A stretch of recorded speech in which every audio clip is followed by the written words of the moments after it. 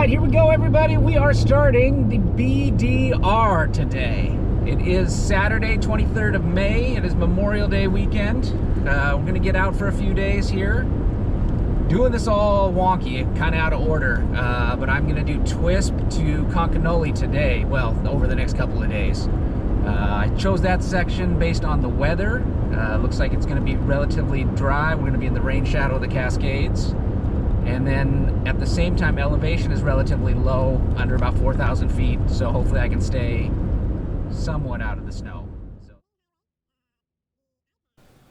All right, so iPad GPS is not working at all, and luckily I was able to figure that out while I still had cell reception. So I was able to go onto the Gaia on my phone, download the maps that we needed, and my phone is working as far as the satellite GPS.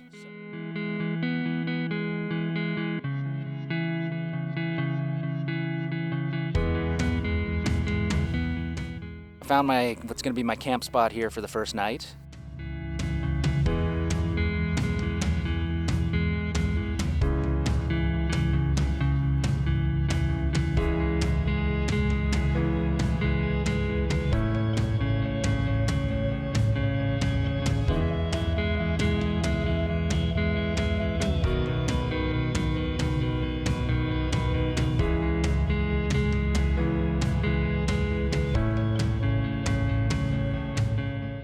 Second morning.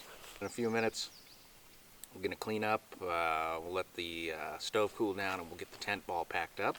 It's not very far. This whole stretch is like 45 or 47 miles, and so I think the last little bit tomorrow is going to go pretty fast.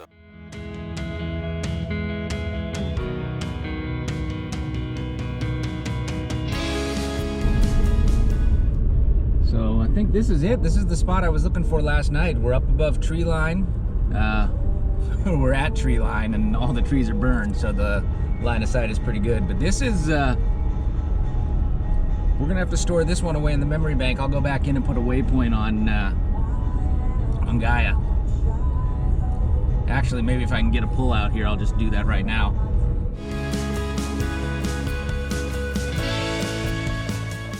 How is that for a backdrop? Pretty awesome. All right, this is the first real technical section.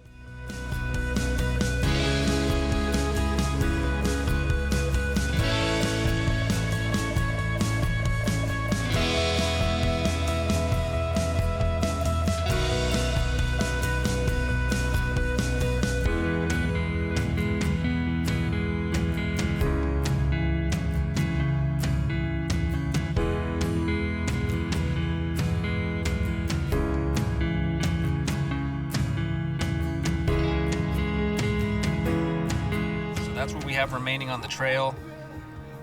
Let me scroll down to give you an idea of what we've covered so far. So yesterday we started right in there, followed up. Camp spot was somewhere in this vicinity. Looped around, came over the top of the hill. This was all the technical driving. And then the little highway stretch.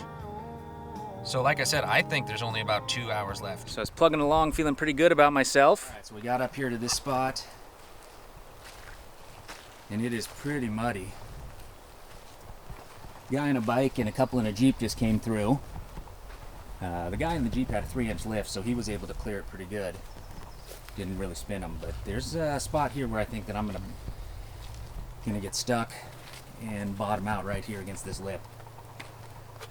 They did offer to stick around and help pull me out, but I did not want to be dependent on other people, and not knowing what we're getting into from here, I just wasn't comfortable pushing on. And not gonna lie, it's disappointing to have to turn around like that. But my big fear was that it worked out because those guys were there. They could have helped me get through. They said they'd pull me out if I got stuck in that mud pit. My concern is that we'd get to a second obstacle that I couldn't pass, and then I would have to turn around and come back through that mud pit. All right, so just to wrap it up, what did I learn this weekend? A couple important things. Number one, make sure your navigation system is up and functioning. Like I said yesterday, I figured out that my iPad GPS location was not working properly. Luckily, I figured that out just as I still had signal. I was about to lose signal. I had 1 bar on my phone, so I was able to download my Gaia maps to my phone, and that saved the day. Otherwise, I would have had to turn around right there.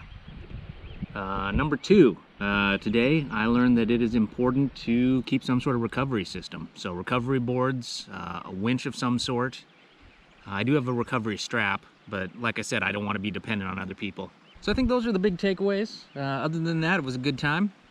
And looking forward to getting out again in the future here when we get some more snow melt to be able to get up to some higher elevations. So that'll be fun. Next time you see me, we are probably going to do a little fishing of some kind though. All right, see ya.